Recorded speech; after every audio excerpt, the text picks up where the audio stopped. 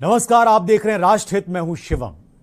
आज का मुद्दा महत्वपूर्ण है, इसलिए बातचीत इस पर होनी चाहिए कि देश में ये खनन के खलनायक कौन हैं। देश भर से अलग अलग इलाकों से जहां पर भी खनन का काम होता है वहां से खबरें आती हैं कि खनन करने वाले बेलगाम हो गए हैं। उनके लिए कानून कोई मैटर नहीं करता। कभी पुलिस वालों को मारने की कोशिश करते हैं, कभी किसी पुलिस अधिकारी के ऊपर गाड़ी चढ़ाते हैं। देश के ज्यादातर राज्यों में अवैध खनन का धंधा जोरों पर है और यह लगातार फल फूल रहा है। इसमें लगे माफिया इतने ताकतवर होते जा रहे हैं कि इनके लिए किसी बड़े अधिकारी की हत्या करने में कोई इनको गुरेज नहीं है, हिचकिचाते नहीं है ये। और शायद ही ऐसा कोई साल गुजरता हो, अगर आप आंकड़े उठाकर देखें, जब ऐसे मामलों में पुलिस और प्रशासन को लोगों पर हमले और उन्हें बेदर्दी से मार डालने की घटनाएं सामने न आती हों। अभी कुछ दिनों पहले ही आपने देखा होगा कि हरियाणा में एक जगह है नूह, जहां पर पुलिस उपाधीक्षक की डंपर से कुचलकर हत्या कर दी गई। कानून के शासन को यह चुनौती पहली बार नहीं मिली, इससे पहले भी इस तरह की घटनाएं होती रहीं। अरावली की उन पर्वत श्रृंखलाओं में लगातार इस तरह की खनन के दौरान खनन को चुनौती देने वाले लोगों के ऊपर हमले हुए हैं। और हरियाणा राज्य के साथ साथ दिल्ली, उत्तर प्रदेश और उसके आसपास राष्ट्रीय राजधानी के जो क्षेत्र हैं वहां पर भी ये होता है। राजस्थान में भी ये खूब होता है, मध्य प्रदेश में भी होता है। लंबे समय से सुप्रीम कोर्ट ऑफ इंडिया की निगरानी में इस अवैध खनन पर नजर रखी जा रही है। बावजूद इसके दुनिया भर में जितना गैर कानूनी तरीके से खनन हिंदुस्तान में होता है शायद कहीं नहीं होता। शीर्ष न्यायालय के प्रतिबंध के बावजूद बीते 8 साल में खनन माफियाओं ने करीब सिर्फ दिल्ली एनसीआर के अगर एरिया में आप देखें तो 400 मीटर व्यास और 350 मीटर ऊंचे 31 पहाड़ों को जमींदोज कर दिया है। और इसी तरह से अगर आप उत्तर प्रदेश में देखें तो अभी हाल ही की खबर बांदा से आई, जहां पर यह हालत है खनन माफियाओं के बेलगाम होने की कि उनके लिए कानून कोई मैटर नहीं कर रहा और वो कुचल डालते हैं किसी को भी। और इसकी वजह से एक और जो बड़ी समस्या खड़ी होती है, कुछ दिनों पहले हमने आपको सोनभद्र की एक खबर दिखाई थी जिसमें जो खनन के बाद बड़े बड़े ट्राले लद के आते हैं, इस पत्थर को लेकर आते हैं, ये सड़कें तोड़ देते हैं, सड़कों में बड़े बड़े गड्ढे हो जाते हैं। और फिर होता यह है कि पीडब्ल्यूडी विभाग उनको उनकी भरपाई करने के लिए, उनको भरने के लिए, उनकी मरम्मत करने के लिए जिस तरह की सामग्री इस्तेमाल करता है वो और ज्यादा खतरनाक हो जाती है। सोनभद्र में इस तरह से कई लोग जख्मी हुए, कई लोग मरते मरते बचे। हमने वो खबर चलाई, हालांकि अब ये खबर है कि वहां से काम शुरू हो गया है, सड़कों में जो गड्ढे हुए थे उन्हें भरे जाने का काम शुरू हो गया। हमने एक कार्यक्रम भी किया था, आपको याद होगा, सड़कों के गड्ढे भरे जाने को लेकर। सड़कों के गड्ढों का बड़ा पुराना इतिहास है और इसको लेकर बहुत अलग अलग तरह के बयान आप लगातार सुनते रहते हैं।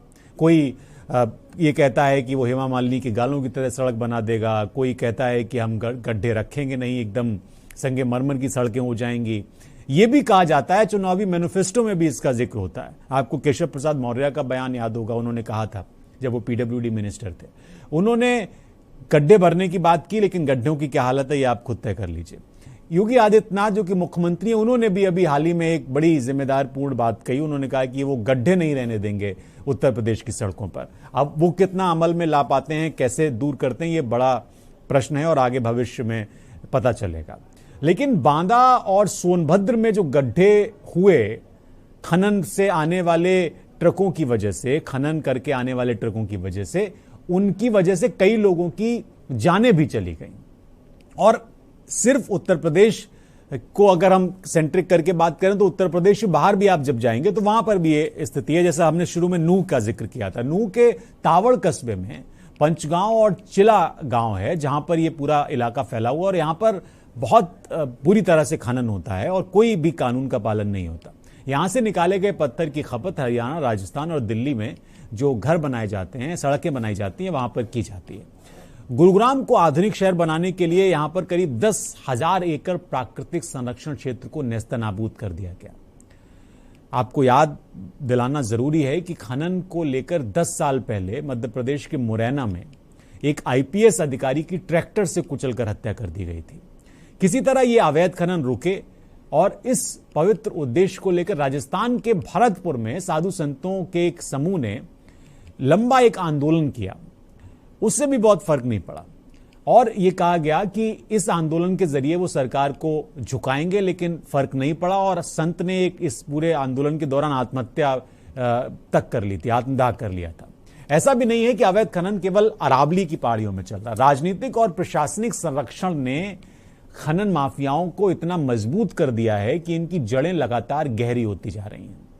अब विडंबना सबसे बड़ी यह है कि इस पर अंकुश की बजाय ऐसे नीतिगत फैसले लिए जा रहे हैं जिससे कि वैध और अवैध खनन का दायरा बढ़ता रहे। मुश्किल यह है कि प्राकृतिक संपदाओं के ज्यादा से ज्यादा दोहन को आधुनिक और आर्थिक विकास का नीतिगत आधार बना लिया गया है, लेकिन भारत में यह संकट दूसरे देशों के मुकाबले कहीं ज्यादा गंभीर हो चुका है। प्राकृतिक संसाधनों का जिस बेरहमी से दोहन हो रहा है, उस परिप्रेक्ष्य में मौजूदा आर्थिक विकास की निरंतरता तो बनी नहीं रह सकती, बल्कि दीर्घकालिक अगर लिहाज से देखें, लंबे हिसाब से देखें, दूरदर्शी तरीके से देखें, तो विकास की अवधारणा उस बहुसंख्यक आबादी के लिए जीने का भयानक संकट खड़ा कर सकती है जिसकी रोजी रोटी की निर्भरता ही प्रकृति पर टिकी हुई है। तो इसके कई पहलू हैं, खनन को आप जैसे भी देखेंगे, और इस पूरे धंधे में, काले धंधे में जो लोग एक्टिव हैं वो मोटा पैसा कमाते हैं और ये पैसे का आवंटन ऊपर से नीचे तक होता है। ये मैं पूरी जिम्मेदारी के साथ कह रहा हूं। एक चीज और भी है कि आजकल अगर आपको अपने घर में भवन निर्माण के दौरान मिट्टी डलवानी हो और आप अगर ईमानदारी से डलवाना चाहते हैं तो ये तय मानिए कि आपको छींकें आ जाएंगी, क्योंकि ईमानदारी से अगर आप डलवाएंगे तो कुछ ट्रॉली मिट्टी के लिए भी आपको खनन विभाग और यहां वहां खूब चक्कर लगाने पड़ेंगे, तब आपको अनुमति मिलेगी। लेकिन अगर यही काम आप गैर कानूनी से करना चाहते हैं तरीके से और आप धंधा करना चाहते हैं तो आपके लिए बहुत मेहनत करने की जरूरत नहीं है।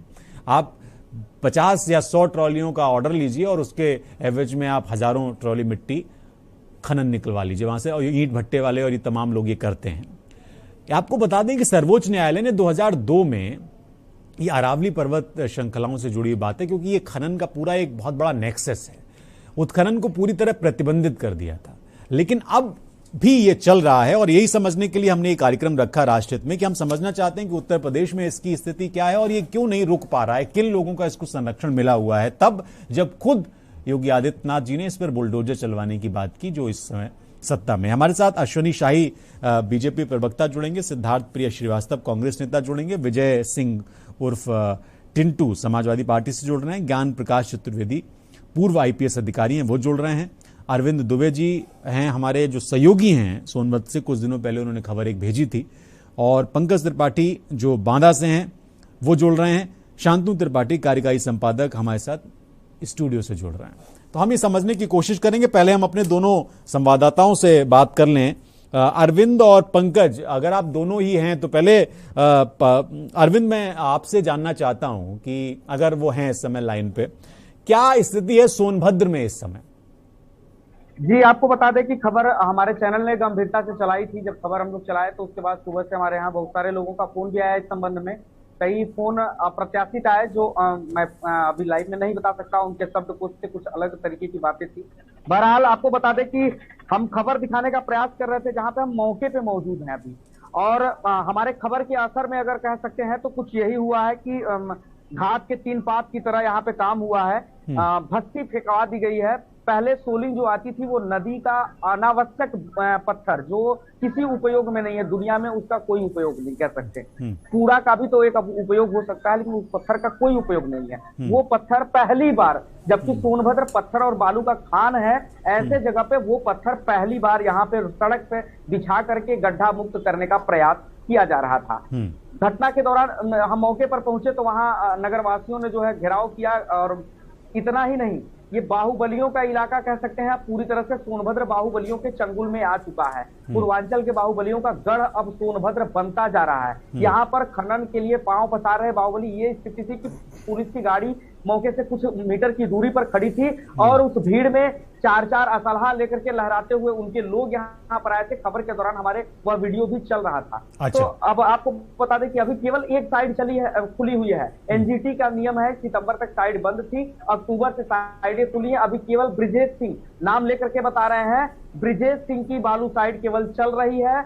जबकि तब यह अभी दर्जनों साइडें चलेंगी, जीना मुहाल हो जाता है। आपको बता दें कि उसी दौरान एक महिला, यहाँ हम जिस सड़क पर खड़े हैं, यह सड़क मध्य प्रदेश को जाने वाली प्रमुख मार्ग है और यहीं पर तकरीबन 5 लाख की आबादी का उपचार करने के लिए सबसे जिम्मेदार अस्पताल सामुदायिक स्वास्थ्य केंद्र चोपन है, जहां पर आना जाना इतना दुभर हो जाता है कि ऑक्सीजन लगा हुआ था एम्बुलेंस में और वह महिला अस्पताल तक जाने के लिए जद्दोजहद कर रही थी। जी बिल्कुल सही कह रहे हैं आप। अगर आप जवाब देना चाहें अश्विनी शाही जी इस बात का। आपने सुना है कि क्या स्थितियां हैं ऐसे समय में, जब बाबा जी खुद इतने गंभीर हैं इन सारी चीजों को लेके, उन्होंने गड्ढे भरने के लिए खुद कहा है कि हम गड्ढे नहीं रहने देंगे, तब अगर इस तरह की चीजें होंगी तो फिर तो बड़ा चिंताजनक हालात हैं। शिवम जी देखिए, ये बरसात अब खत्म हो रही है और बरसात खत्म क्या हो रही है, बरसात खत्म होने के बाद फिर से शुरू हो गई है, तो गड्ढे भरने में थोड़ा सा समय लगता है और बहुत ही वार लेवल पर इस काम को किया जाएगा। और ये चीजें आपको लगभग हमेशा देखिए, ट्रैफिक बहुत ज्यादा है, ट्रैफिक का जोर है, तो उसमें वो सड़कें बनती हैं, टूटती हैं, ये अनवरत एक प्रक्रिया चलती है शिवम जी। उसमें अभी बरसात चालू हो गई है, बरसात के बाद अब काम चालू होगा और आप पूरे प्रदेश में देखिए कि बर्फबारी बाद जो सड़कें फिर से जो चालू हो रहा है, तो इसमें कोई ऐसी वो नहीं है, वो हर साल टूटती है। और आप लोगों ने एक स्तंभ होने के नाते इस चीज को अगर प्रमुखता से उठाया है तो उस पर थोड़ा सा प्रशासन और त्वरित काम करता है कि भाई चलिए, मीडिया के संज्ञान में भी ये चीजें हैं, तो ये अच्छी बात है कि आप इस चौथे स्तंभ हैं। और अरविंद जी ने जो है बड़ी जागरूक पत्रकारिता की है, वहां से उन्होंने इस चीज को बताया है, लाइव बताया है, तो ये अच्छी बात है प्रशासन। और अरविंद अश्विनी जी ये कह रहे हैं कि ये बारिश की वजह से सड़कें टूटती हैं और युद्ध स्तर पे सरकार काम कर रही है।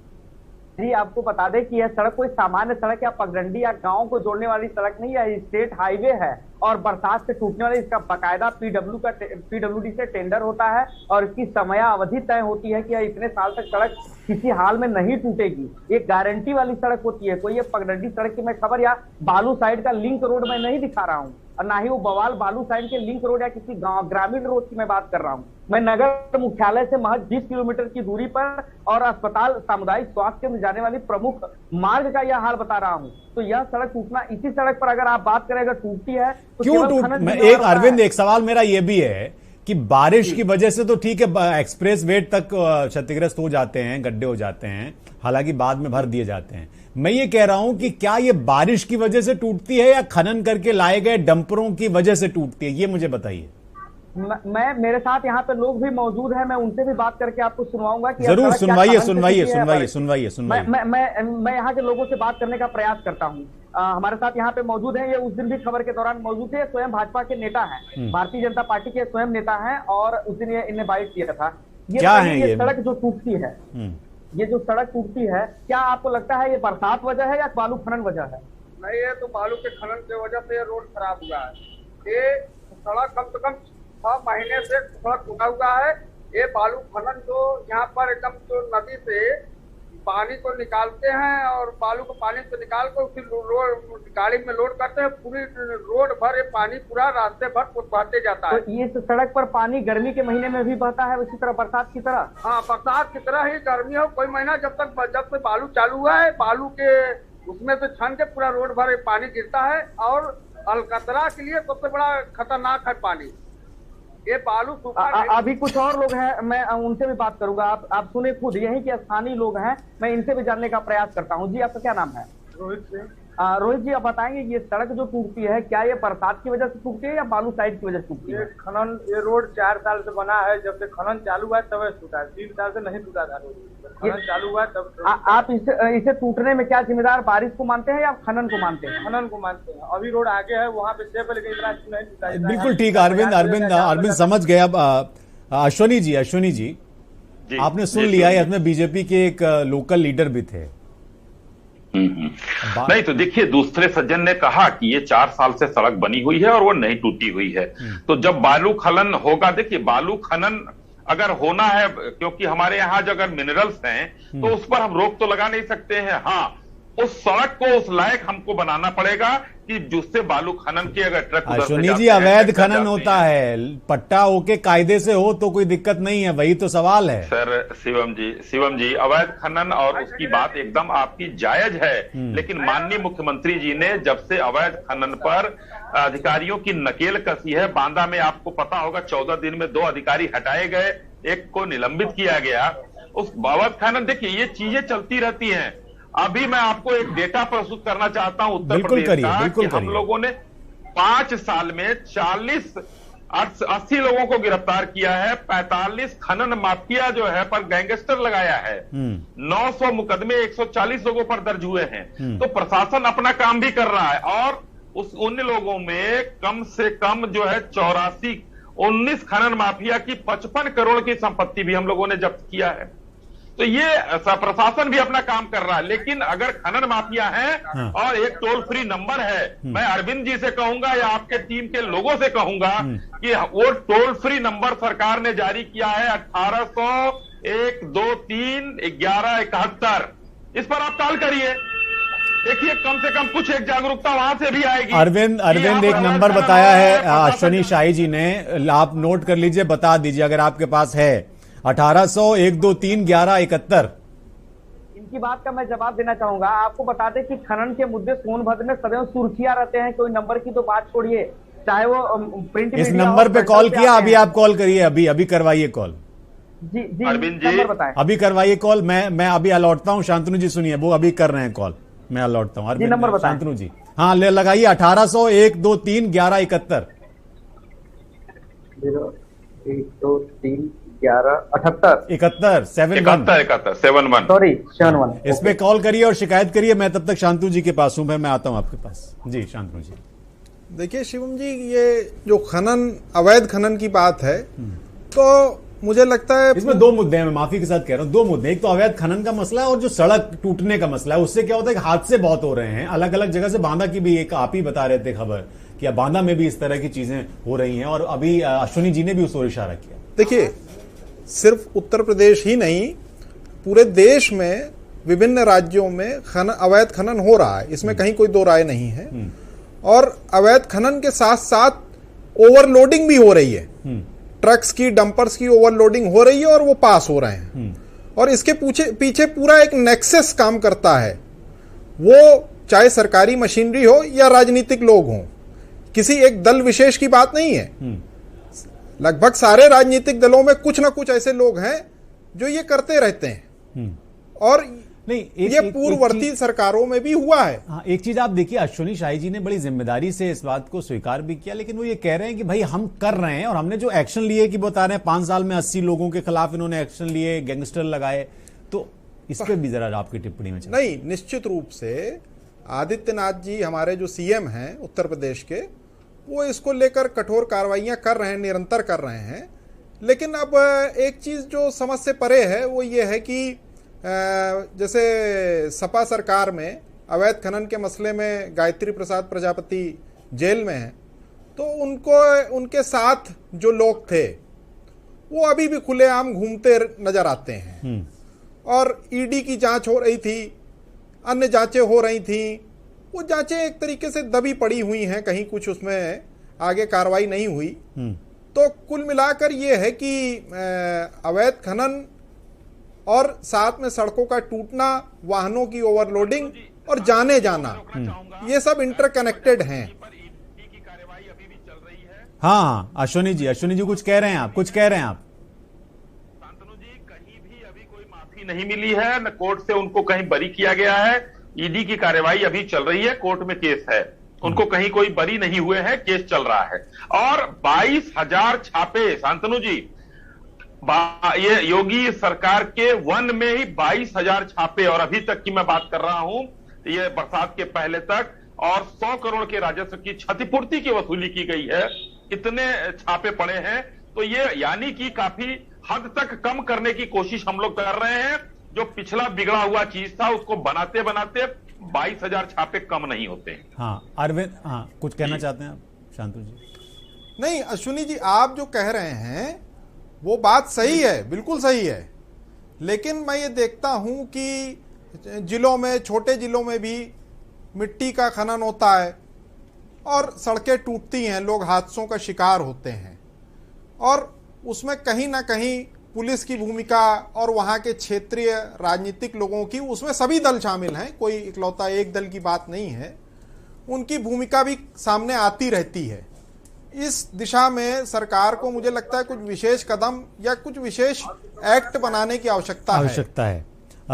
अरविंद फोन लगाया आपने? क्या हुआ? जी फोन लगा ही नहीं, कुछ बताया भी नहीं। ये नंबर तो ऐसा है कि कुछ बता भी नहीं रहा है, सिर्फ फोन कट जा रहा है एंगेज बता के। आप अपने किसी सहयोगी से भी करवाइए, आप प्रयास करिए, क्योंकि ये नंबर है और सरकार का ये टोल फ्री नंबर है। अरविंद, आप इस पे प्रयास करिए। मैं इस पे लगातार, क्योंकि बड़ी जिम्मेदारी से अश्विनी शाही जी ने ये नंबर दिया और उन्होंने कहा कि हम ऐसा नहीं है कि काम नहीं कर रहे हैं, हमारी सरकार काम नहीं कर रही है। बांदा से भी जो जिक्र शिवम जी, एक लाइन बोलना चाहूंगा। शांतनु जी जो कानून बनाने की बात कर रहे हैं कि हम लोग 42वां संशोधन 2017 में किया था, उत्तर प्रदेश खनिज परिहार का हम लोगों ने संशोधन किया था, कैबिनेट से इसको पास भी कराया है।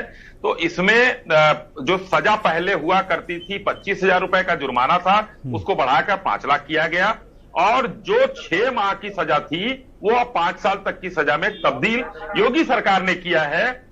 ये हम लोगों का प्रयास जो है जारी है कि पहले ये सब था 25,000 और 6 महीना, अब 5 लाख और 5 साल की सजा भी हम लोगों ने संशोधन करके ही किया है इस कानून में। अश्विनी जी, जान की कीमत जुर्माने से नहीं तौली जा सकती, पहली चीज ये है।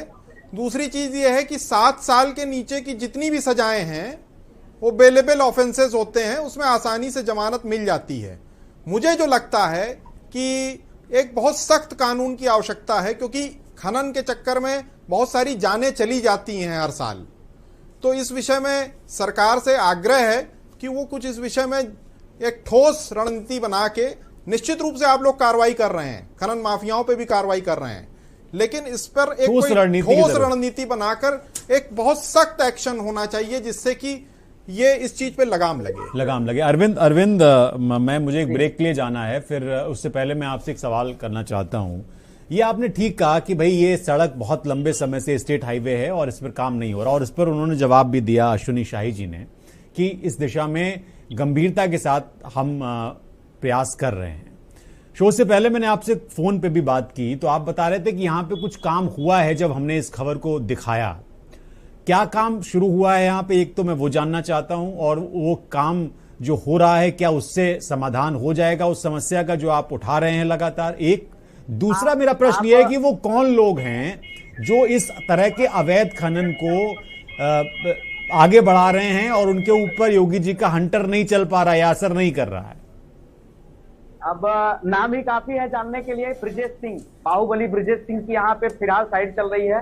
कौन सी, कोई राजनीतिक संरक्षण है उनको? अरविंद जी से मैं एक सवाल कर सकता हूं शिवम जी? बिल्कुल, इसीलिए ओपन फोरम। अरविंद जी, क्या ये खनन जो आप नाम ले रहे हैं, 2 बार नाम लिया आपने, क्या ये बगैर लाइसेंस के अवैध खनन हो रहा है?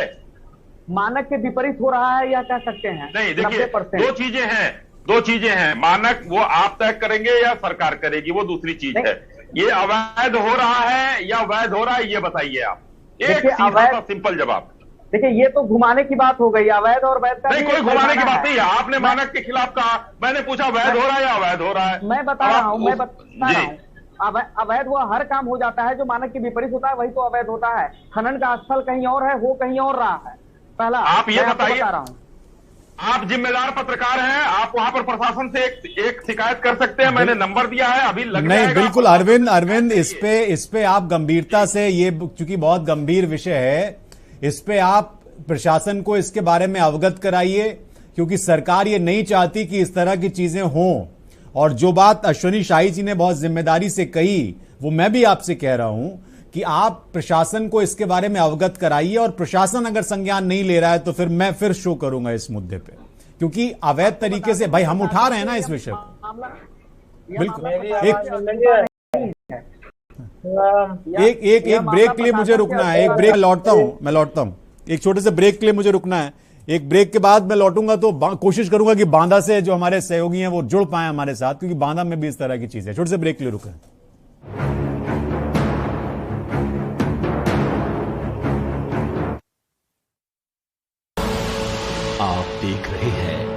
की न्यूज, खबरों का सारथी। देखें कौन नया खिलाड़ी आया है, समझा देते हैं, प्यार से समझाएंगे।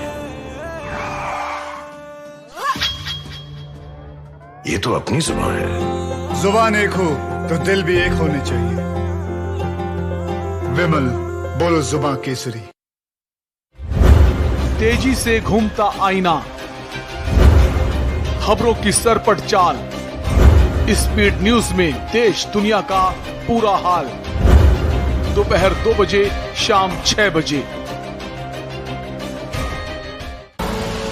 आप देख रहे हैं की न्यूज, खबरों का सारथी।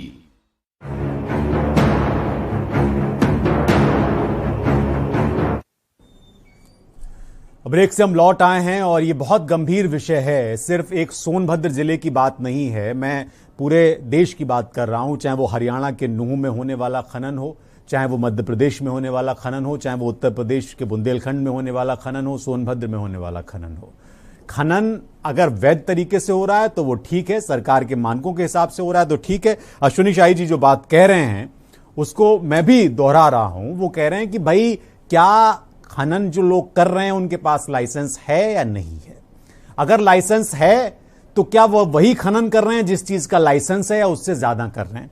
अश्विनी जी मेरा एक सवाल और है आपसे। आपने बिल्कुल जायज बात उठाई कि ये बहुत जरूरी है कि भाई ये पता किया जाए, किसी पर इस तरह से आरोप लगा देना ठीक नहीं है। लेकिन मैं कई सारे ऐसे उदाहरण हैं जिसमें ये होता है कि लाइसेंस आप लेते हैं 1000 ट्रॉली खनन का या ट्रक खनन का, और खनन होता है 2000, 5000, 10,000, 50,000। ये सिर्फ बड़े लेवल पे पत्थरों का, मोरम का, बालू के खनन की बात नहीं है। ये छोटे लेवल पे जो मिट्टी भट्टे के लिए खनन की जाती है उसका भी मामला है। ये छोटे से बड़े तक का मामला है और इसको लेकर सरकार ने कई सारे, आप बिल्कुल ठीक कह रहे हैं कि सरकार ने बहुत सारे नियम बनाए, नीतियां बनाई, बहुत एक्टिव हुए, 22,000 छापे डाले, सारी चीजें की। लेकिन मैं आपसे एक दूसरे पहलू पे बात करना चाहता हूं। क्या आप इस बात से इत्तेफाक रखते हैं, क्या आप इस बात से सहमत हैं कि सरकार समाजवादी पार्टी की हो, बहुजन समाज पार्टी की हो, भारतीय जनता पार्टी की हो या किसी दूसरे दल की हो, क्या उसमें सत्ता संरक्षण और प्रशासन की अकर्मण्यता नहीं है अगर इस तरह की चीजें हो रही हैं तो? शिवम जी देखिए, इसमें अगर कहीं पर अनियमितता पाई जा रही है तो अवश्य ही वहां के लोकल जो अधिकारी हैं उनका दोष है, और वो दोषी अगर पाए जाते हैं तो उनके खिलाफ कार्रवाई होती है। मैं जैसा आपने कहा पिछली सरकारों की बात मैं नहीं करूंगा, मैं भी पिछली सरकारों की बात नहीं करूंगा, लेकिन एक जरूर मैं तुलनात्मक आपको बताना चाहूंगा कि पिछली सरकारों में आंखें बंद कर लिया जाता था, और इसमें अगर कोई आंख बंद करने की कोशिश कर रहा है और सरकार के पास उसकी सूचना आ रही है तो उसको दंडित किया जा रहा है। ये अंतर है बस हमारे इस सरकार में और उस सरकार में। हमारे यहां हम लोगों की जो नीति और नियम बनाए गए हैं उसमें लगभग 14,000 करोड़ की हमको राजस्व की प्राप्ति भी हुई है, और राजस्व हर साल बढ़ा है 17 के बाद से। तो हमारा ध्यान उधर भी है कि हमारा कोई भी गलत ट्राली न निकले, गलत ट्रक न निकले, क्योंकि सरकार को कई तरीके से हानि होती है। एक तो अवैध खनन हो रहा है, सप्लाई जा रही है, सरकार को राजस्व की भी हानि हो रही है। कि आपने जो कहा 10 ट्राली की परमिशन है और 50 ट्राली निकल गई तो उसमें सरकार का भी तो नुकसान है। इसलिए जो अधिकारी अगर ऐसा करता हुआ पाया गया, और अरविंद जी जैसे, आप जैसे जागरूक पत्रकार भाई हमारे वहां से कुछ सूचित करते हैं, या जो सरकार ने टोल फ्री नंबर जारी किया है, व्हाट्सएप नंबर जारी किया है, उस पर अगर कोई सूचना आती है तो हम कार्रवाई भी कर रहे हैं। अभी कुछ दिन पहले की बात है, दशहरे के पहले की बात है, माननीय मुख्यमंत्री जी ने वीडियो कॉन्फ्रेंसिंग पर सबको कहा था कि कहीं भी गलत नहीं होना चाहिए, अवैध खनन मत करने दीजिए, नहीं तो अधिकारी बचेंगे नहीं। सबको टाइट किया था उन्होंने। इसलिए पीछे 5 साल की मैं बात कर रहा हूं और इधर की बात कर रहा हूं।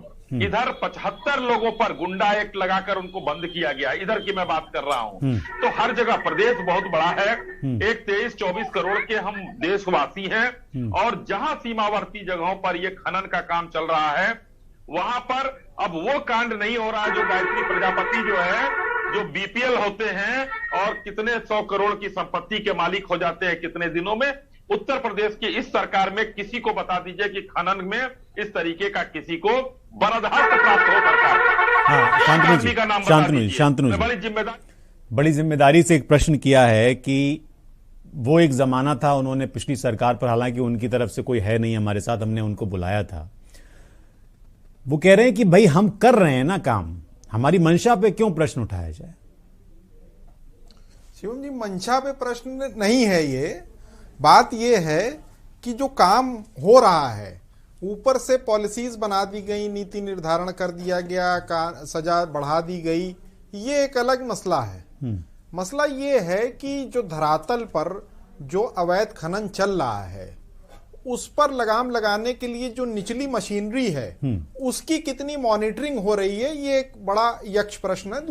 दूसरी चीज जो है वो ये है कि खनन माफियाओं के डर से लोग शिकायत नहीं कर पाते, चूंकि उनको मालूम है कि निचली मशीनरी जो भी है, सरकारी सिस्टम जिसमें पुलिस भी शामिल है, वो पूरा एक नेक्सस बना हुआ है। वो कहाँ शिकायत देंगे?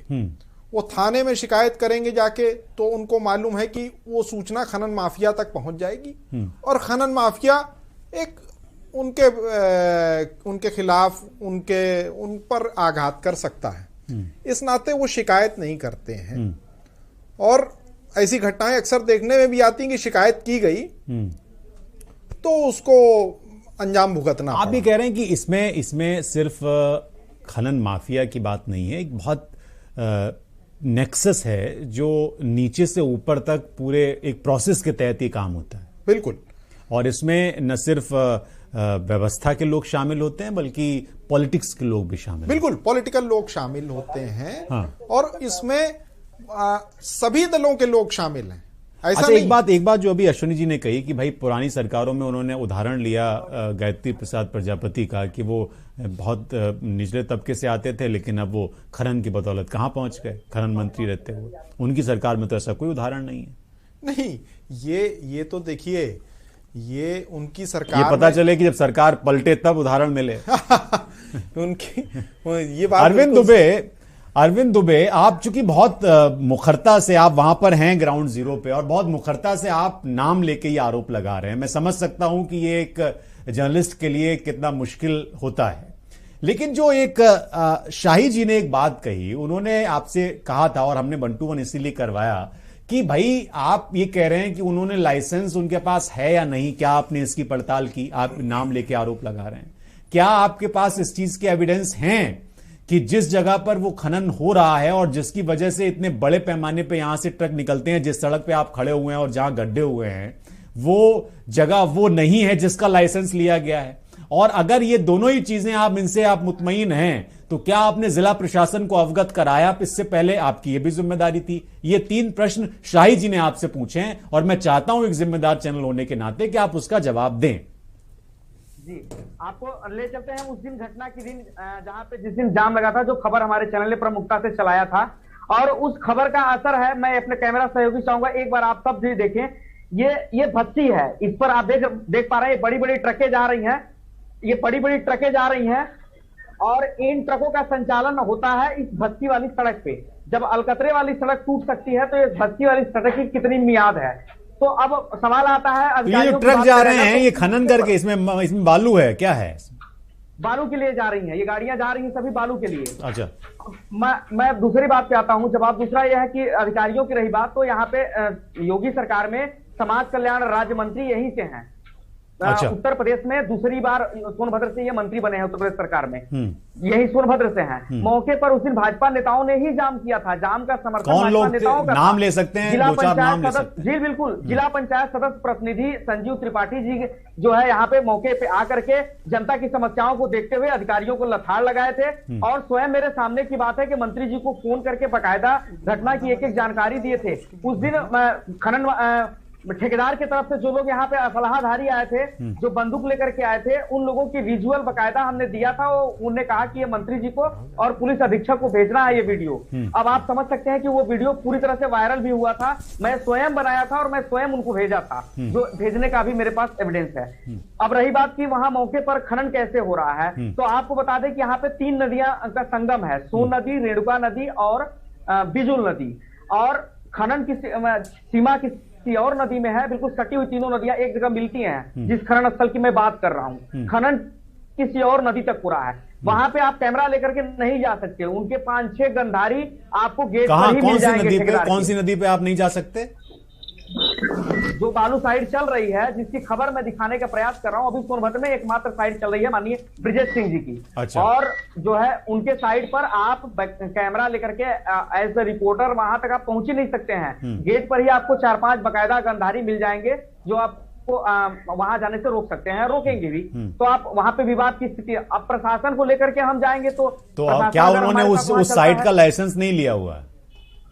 नहीं, लाइसेंस लिया है कि नहीं लिया, लेकिन स्थल से बहुत ज्यादा विस्तार क्षेत्र में वो खनन हो रहा है। खनन एनजीटी नियमों का पूरी तरह उल्लंघन करते हुए खनन हो रहा है, और यह पहली बार नहीं है। इससे पहले भी, अभी सितंबर से पहले जब चालू हुआ था खनन, ये बात जिलाधिकारी कौन है? जिलाधिकारी ने इस बात का संज्ञान नहीं लिया। आप कह रहे हैं कि मंत्री जी वहां के, उन्होंने इस बात पर गौर नहीं किया? मंत्री जी द्वारा ही यहाँ पे जो है इन लोगों को कड़ाई से भेजा गया, जिलाधिकारी को बोला गया, तब जाकर के वही पलीता लगाने का काम किया गया कि उस नदी के अनावश्यक बोल्डर की जगह पे भट्टी फेंकवा करके लोगों को शांत करने का प्रयास किया गया है। आपको बता दें कि नदी स्तर से जब बालू यहाँ पर निकलती है तो बालू में पानी छूटा हुआ आता है। अच्छा। और वह पानी जब भट्टी में मिलेगा और गाड़ियां जब इस पर चलेंगी तो पूरी तरह से कीचड़ हो जाएगा। यानी कि गर्मी के दिन में भी बरसात का अनुभव कराएगी यह सड़क, जिस स्थिति है इस सड़क का। जी शिवम जी, शिवम जी, अरविंद जी का मैं थोड़ा सा देखता हूँ, जो मैं समझ पा रहा हूँ, अरविंद भाई जो बहुत अच्छे और जागरूक पत्रकार हैं, वहां पर इन्होंने मुद्दे को उठाया है। मगर अरविंद जी खुद ही थोड़ा सा 2 मामलों में मुझे लग रहा है कि कंफ्यूजन की स्थिति है। पहला तो इन्होंने कहा कि एनजीटी के नियमों का उल्लंघन किया जा रहा है। दूसरा, इन्होंने कहा, बार बार ये कहा कि सड़क ये खराब है। तो क्या अरविंद जी अवैध खनन की बात कर रहे हैं या खराब सड़क की बात कर रहे हैं, या एनजीटी के नियमों की? मैं आ रहा हूं उसी पर, या एनजीटी के नियमों की धज्जी उड़ा रही है?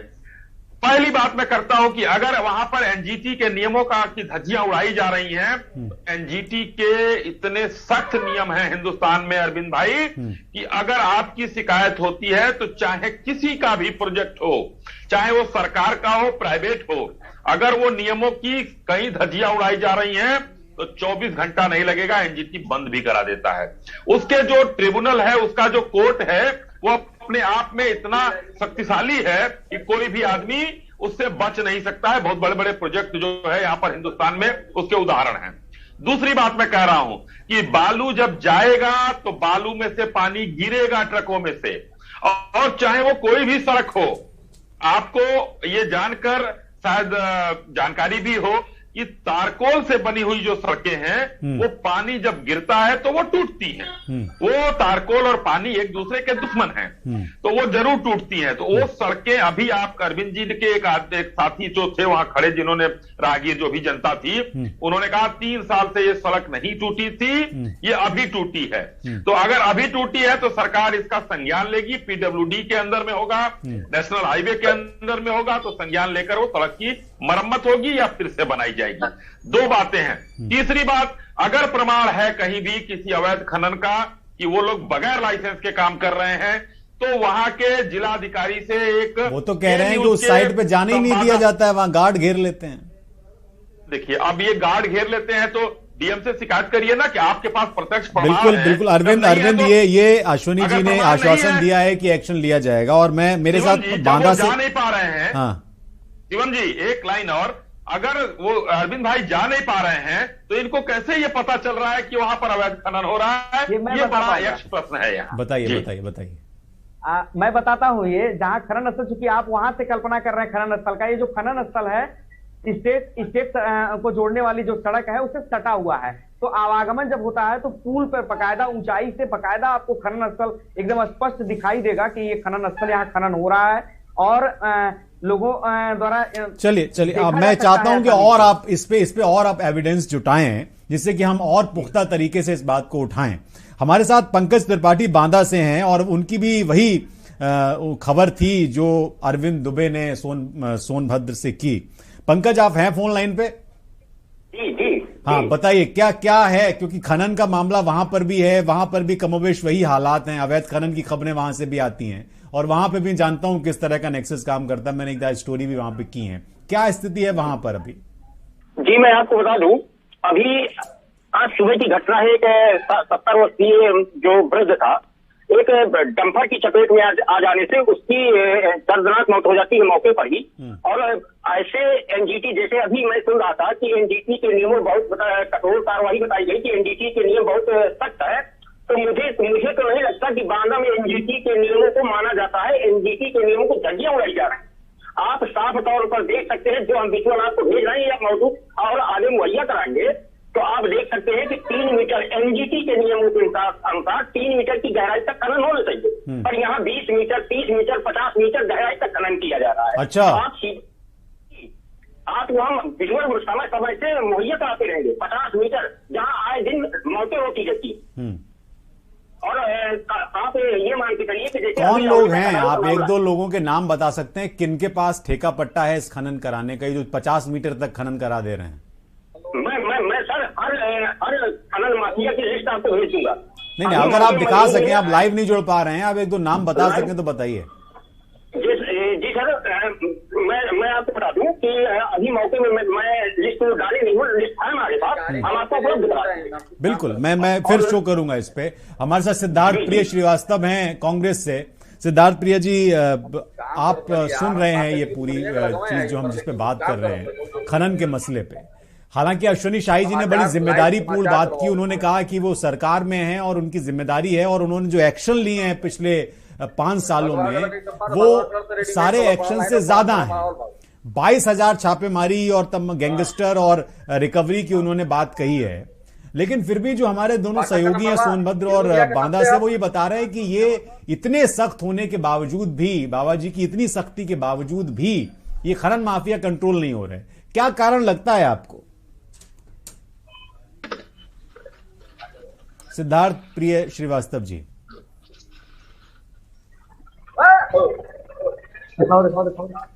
सिद्धार्थ जी, आप सुन पा रहे हैं क्या? उनको दोबारा से जोड़िए अगर संपर्क हो सके उनसे। मेरे ख्याल से फोन कट रहा है। हाँ, शांतनु जी। शिवम जी, अभी जो हमारे बांदा के संवाददाता ने बात कही कि एनजीटी के नियमों के मुताबिक 3 मीटर से ज्यादा गहराई तक खनन नहीं हो सकता और 20 मीटर और 50 मीटर तक खनन हो रहा है, इसका एक प्रत्यक्ष उदाहरण हम लोगों ने पिछले दिनों भी देखा, जब उन्नाव में कुछ बच्चे डूब गए थे गंगा के तट पर। वहां पे बालू का खनन होता है। मैं वो अवैध था या वैध था इसमें नहीं पढ़ना चाहते हैं, मतलब पट्टे से हो रहा था या बगैर पट्टे के हो रहा था इसमें नहीं पढ़ना चाहते हैं, लेकिन खनन हो रहा था और ज्यादा खनन हो रहा था, तभी वो बच्चे डूबे। करीब 6 बच्चों की मौत हो गई थी पिछले दिनों उन्नाव में। लेकिन एक चीज और भी है कि इसको कंट्रोल करना इतना आसान भी नहीं है। नहीं, अब अगर मान लीजिए कि ये तो नियम, अब हम खनन की बात कर रहे हैं तो हमको लग रहा है यहाँ पर नियमों की धज्जियां उड़ाई जा रही हैं, लेकिन ये बहुत मोटा मुनाफे का काम है खनन का, जहां तक मैं समझता हूं इसकी अर्थव्यवस्था को, कि जिसने 1 साल खनन करा लिया तो उसके लिए फॉर्च्यूनर और 2-4-6 फ्लैट बहुत दूर नहीं है। ये मैं जानता हूं क्योंकि मैंने बहुत सारे ऐसे खनन माफियाओं को देखा है जो बहुत जल्दी चमक गए, बस उनको एक पट्टा मिला हो, ठेका मिला हो। तो इसको आप पकड़ कैसे पाएंगे? कार्रवाई तो हो रही भाई, 22,000 छापे कम होते हैं क्या? नहीं, 22,000 छापे बहुत बड़ी संख्या है और मुझे लगता है पहली बार ऐसा हुआ है प्रदेश के इतिहास में कि इतनी बड़ी संख्या पर छापेमारी हुई है और खनन माफियाओं पे कार्रवाई भी हुई है। लेकिन इसको कंट्रोल करने के लिए पूरा एक अमला है, खनन विभाग है, हाँ, और खनन इंस्पेक्टर्स हैं। उनकी जिम्मेदारी तय होनी चाहिए और उनका प्रॉपर पर्यवेक्षण होना चाहिए ऊपर से कि वो क्या कर रहे हैं। मुझे लगता है, मेरा एक सजेशन है सरकार को कि वो डेली ग्राउंड रिपोर्ट भी मंगाएं। जाती ही है? नहीं, जाती नहीं है। हाँ। यही एक सबसे अहम लैच है इसमें। अच्छा, तो मुझे लगता है कि डेली ग्राउंड रिपोर्ट वो मंगाएं और साथ में एक ऐसी प्रणाली विकसित करे सरकार जिसमें खनन, अवैध खनन की सूचना देने वालों की पहचान गोपनीय रहे और उसकी मॉनिटरिंग सीधे लखनऊ से हो और एक्शन भी लखनऊ से ही निर्धारित किया जाए। लेकिन क्योंकि जैसा मैंने देखा कि अरविंद दुबे ने तो दिलेरी दिखाई कि खनन माफिया का नाम सीधे ले दिया।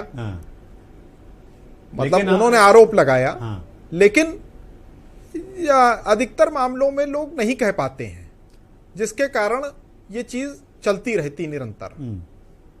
अश्विनी जी, ये जो शांतनु जी ने जो बात उठाई कि भाई आप day to day monitoring, daily monitoring, और मुझे लगता है कि इसके लिए जब टोल फ्री नंबर है और तमाम व्यवस्था है, अलग मंत्रालय है, विभाग है, तो इसकी मॉनिटरिंग होती ही होगी। किस स्तर पे होती है इसकी मैं अब इतनी मुझे एनालिसिस नहीं है मेरे पास, लेकिन होती ही होगी।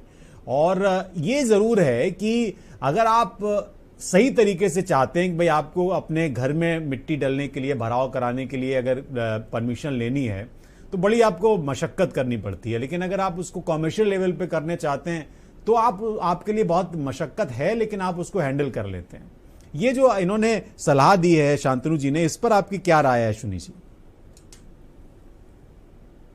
कॉमर्शियल में ईंट भट्ठे का मामला है और जो अपने घरों के भराव का मामला है, इन दोनों मामले में बहुत छूट दी गई है। पहले शायद वो 24 उसमें था, कुछ टैक्सेशन में भी कमी किया गया है, जो रॉयल्टी थी उसकी 24% थी, अब शायद 18% कर दिया गया। उसमें कमर्शियल, चूंकि ईंट भट्ठा जो है एक आम जनमानस के लिए होता है, वहां भी उसमें व्यवस्था बनाई गई है, और जो घरों के लिए है उसमें भी व्यवस्था बनाई गई, काफी हद तक छूट है उसमें कोई ऐसी अब वो नहीं है। दूसरी चीज जो अभी शांतनु जी ने जो सलाह दिया, उसमें एक मैं बताना चाहता हूं कि सीएम ऑफिस डायरेक्टली मॉनिटर करता है।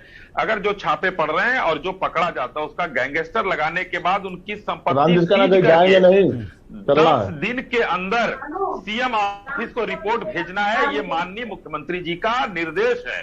ये अभी फिलहाल 10 दिन का एक समय है, 10 दिन के अंदर आप हमको भेजिए कि कितने की संपत्ति सीज की, तब मेरे पास ये डेटा है कि इतने लोगों की संपत्ति सीज की गई, इतने 100 करोड़ की सीज की गई, इतने लोगों पर गैंगस्टर लगाया गया, इतने लोगों पर इतने मुकदमे दर्ज किए गए। ये चीज वहां से निकल के आई है, क्योंकि मॉनिटरिंग अभी हो रही है। हाँ, शांतनु जी ने एक बात और कहा कि डे टू डे जो मॉनिटरिंग जो वाली चीज है कि कहां से हुआ, कैसे हुआ, वो सब खनन विभाग के लोग करते हैं।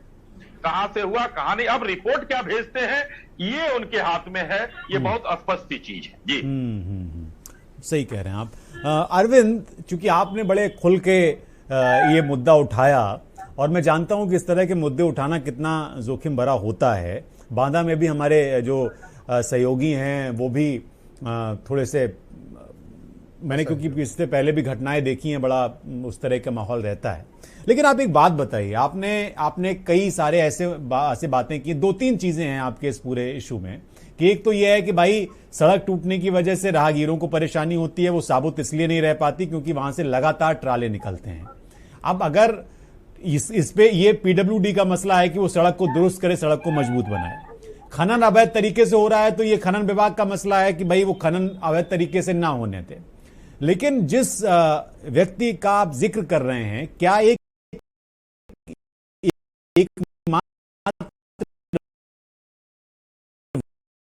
वही व्यक्ति वहां पर उस पूरे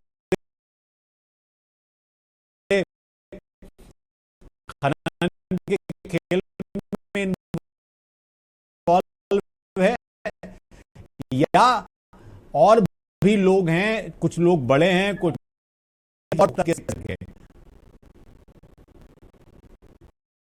मौजूदा समय में बालू की एक मात्रा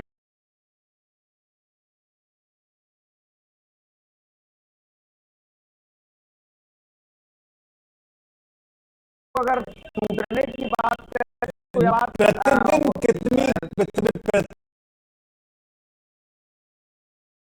तो दिन के समय में 7 बजते ही इस रोड पे धीरे धीरे लोगों का आवागमन पूरी तरह बंद हो जाता है। कह सकते हैं कि 9 बजे के बाद आवागमन रहता ही नहीं है इससे। तो ऐसी स्थिति में 9 बजे और 9 से पहले तक बिल्कुल भीड़ भाड़ वाली स्थिति रहती है। तो रात में पूरी रात यहाँ पे गाड़ियां निकलती हैं। अंदर अगर जा करके देखें तो एनी टाइम 24 घंटे 400-500 गाड़ियां आपको दिख जाएंगी। सड़क से 1 किलोमीटर दूर से दिख जाएंगी गाड़ियों का लाइन, लंबाई लगभग 2-3 किलोमीटर की एरिया में फैला हुआ है पूरा एरिया। तो अब रही बात खनन की, तो केवल मौजूदा समय में बालू खनन सिर्फ उन्हीं की हो रही है। नाम बताया जा रहा है कि ये ब्रिजेश सिंह की बालू साइड है, उनके लोग यहाँ पर खनन संचालन करा रहे हैं। रही बात सड़क और लोगों की सुरक्षा की। तो सड़क खराब होना स्वाभाविक है, लेकिन यह वह सड़क है जो लोगों के लिए आप ये कह रहे हैं, आपकी चिंता ये है कि इसकी मरम्मत समय समय पर होती रहे और खनन का जो काम है वो जो तरीका है, जो वैध तरीका है वैसे हो, अवैध तरीके से ना हो। आ चुकी आपको और इस बात की और जोड़ूंगा। हाँ। मैं आपको बता दूं कि डीएम यहाँ पे जो आए हुए हैं बिल्कुल सख्त हैं, इसे लेकर के अपने तरीके से जितना हो पा रहा है वो एहतियातन तौर पे सारी चीजें कर रहे हैं। कैमरे लगवाए गए हैं, ओवरलोडिंग को रोकने के लिए तमाम प्रयास किए जा रहे हैं, लेकिन निचले स्तर के अधिकारियों का कह सकते हैं लचीलापन, जो भी कारण हो, मैं इसे नहीं कह सकता अभी बगैर किसी इसके। लेकिन आपको बता दें कि अभी हाल के दिनों में मिर्जापुर से आए हुए थे यहाँ पे अधिकारी, बड़े बड़े लगभग सैकड़ों गाड़ियां थानों से बिना कागजात के, कई मामलों में चालान कटा हुआ था, कागजी प्रक्रिया पूरा किए बिना ही थानों से गाड़ियां छुड़ा दी गई। ये मामला भी 1-1.5 महीने के बाद जाके पता चला कि ये गाड़ियां जो है कागज पूरा ही नहीं हुआ, आईटीओ विभाग की जो कागज की प्रक्रिया होती है, और गाड़ियां थानों से रिलीज हो गई। तो जब मामला हाईलाइटेड हुआ, सुर्खियां बना मीडिया का, तो आनंद फानंद में जांच टीम आई, जांच की रिपोर्ट अभी तक कुछ नहीं आ पाई है और बताया जा रहा है कि लगभग खाना पूर्ति करते हुए खत्म करना है। अरविंद, आपने बहुत महत्वपूर्ण विषय उठाया है और मैं चाहूंगा कि अगर अगली बार मैं शो करूं तो आप कुछ और महत्वपूर्ण दस्तावेजों के साथ आएं। अश्विनी जी, मेरा आपसे ये आग्रह है राष्ट्रहित के अपने इस कार्यक्रम के माध्यम से कि आप जरूर सोनभद्र में अपने स्तर पर इन चीजों की जरा तहकीकात कराइए, जिससे कि इस तरह की समस्याएं पैदा ना हो। और ये जो एक सवाल है, ये आम जनमानस का भी सवाल है, उसमें चूंकि आपकी पार्टी के भी कुछ लोग शामिल हैं जो इस बात को उठा रहे हैं कि भाई बड़ी परेशानी है। वो लगातार उन्होंने खुद इसको लेकर वहां पर आवाज उठाई है और शिकायतें की हैं, लेकिन सुनवाई नहीं हुई और ये वाकई में चिंता का विषय है। तो अगर आप आखिरी में कुछ कमेंट करना चाहें तो जरूर, फिर मुझे खत्म करना है। जी शिवम जी, देखिए 2-3 बातें इसमें और महत्वपूर्ण हैं। बहुत महत्वपूर्ण मुद्दा उठाया आपने और मैं अरविंद जी को बहुत साधुवाद देना चाहता हूं कि बहुत ही मजबूत तरीके से उन्होंने अपनी बात को उठाया है। लेकिन 2-3 चीजें अरविंद जी इसमें जोड़ने की चीज है। उत्तर प्रदेश सरकार ने जो अभी बालू खनन की प्रक्रिया चालू की थी, सारा ई टेंडरिंग से हुआ था और ई टेंडरिंग के बाद एक एक करके बहुत से ऐसे खनन के उसमें बंद भी कर दिए गए जिन्होंने औपचारिकताएं पूर्ण नहीं की, और जिन्होंने औपचारिकताएं पूर्ण की उनका चल रहा है। इसके बाद एक और नियम निकाला गया था अरविंद जी, उसको भी ध्यान देने वाली बात है कि व्यक्तिगत जमीन पर खनन हो सकता है, ये दिया गया था। जैसे मेरे ही एक 3 हेक्टेयर जमीन है तो मुझे भी खनन की अनुमति मिली है, तो उसको भी ध्यान देने वाली बात है कि जो एनजीटी के नियमों का उल्लंघन आप बता रहे हैं या अवैध खनन बता रहे हैं, क्या वो जमीन तो नहीं है, क्योंकि इसकी पूरी जांच पड़ताल बहुत जरूरी है। नियमों में के विरुद्ध अगर हो रहा है तो एकदम आपके पास एक नागरिक होने के नाते, एक पत्रकार होने के नाते इतना अधिकार तो हिंदुस्तान में मिला ही है कि आप डीएम, और आपने खुद कहा कि डीएम बहुत सख्त हैं, उनको कुछ दस्तावेज मुहैया कराइए और जो भी गलत हो रहा है तो डीएम जो है वहां पर कार्रवाई जरूर करेंगे, और अगर नहीं करते हैं तो हम फिर कार्यक्रम करेंगे राष्ट्रहित में, हम फिर राष्ट्रहित में कार्यक्रम करेंगे। हम फिर कार्यक्रम करेंगे। अरविंद जी, मैं आपको बुलाऊंगा। अरविंद, आप जरूर इस पे मुझे अगली बार जब भी आप जुड़े हमारे साथ तो आप कुछ डॉक्यूमेंट और लेके आएं और आप बताएं कि किस तरह का है। शांतनु जी, आखिरी में बहुत संक्षेप में आपकी टिप्पणी, फिर मैं खत्म करूं। देखिए शिवम जी, जो बात है, जैसे अरविंद ने जो नाम दिया, तो खनन माफिया जितने भी हैं, जो लोग अवैध खनन करा रहे हैं और पूर्व में भी जो लोग कराते रहे, वो क्या करते हैं, एक उनका एक मॉडस ऑपरेंडाई है, एक तरीका है, एक क्रोनोलॉजी है काम कराने की। वो ये है कि वो बड़े लोगों के नाम सामने रखते हैं और अपना काम चलाते हैं, तो जिससे कि जो पब्लिक है वो प्रशासन के पास या शासन के पास शिकायत करने में हिचकिचाए, डरे और वो अपना काम सिद्ध करते रहते हैं। और मिट्टी के खनन पर कोई भी अंकुश न कभी था और न अभी हो पा रहा है। बिल्कुल, बहुत सही कह रहे हैं आप। हाँ। और अब मुझे खत्म करना है। अश्विनी शाही जी, बहुत शुक्रिया, आप हमारे साथ जुड़े। अरविंद, आपका भी शुक्रिया, आपने बहुत महत्वपूर्ण विषय उठाया है। शांतनु त्रिपाठी जी, आपका भी बहुत शुक्रिया। और हमारे साथ कांग्रेस से जुड़े हुए थे सिद्धार्थ प्रिया, हालांकि उनकी बात नहीं आ पाई, उनका भी बहुत धन्यवाद। ये बहुत महत्वपूर्ण विषय है, हम फिर उठाएंगे अगली बार। बाधा से हमारे सहयोगी उस तरह से नहीं जुड़ पाए। ये महत्वपूर्ण विषय है और इस पर बात होनी चाहिए। लगातार मैं राष्ट्रहित के इस कार्यक्रम में बात करता भी हूं और आज ये जो कुछ मोटी बातें निकल कर आई खनन से संबंधित, वो ये कि ये एक सिर्फ सोनभद्र जिले का मामला नहीं है, ये आपको ध्यान देने की जरूरत है। ये उन तमाम जिलों का मामला है जहां पर खनन की संभावनाएं हैं। जो भी लोग खनन करते हैं वो नियमों के विरुद्ध करते हैं। इसके बहुत सारे उदाहरण हैं, अगर आप पड़ताल करें। बहुत शुक्रिया आपका सभी का।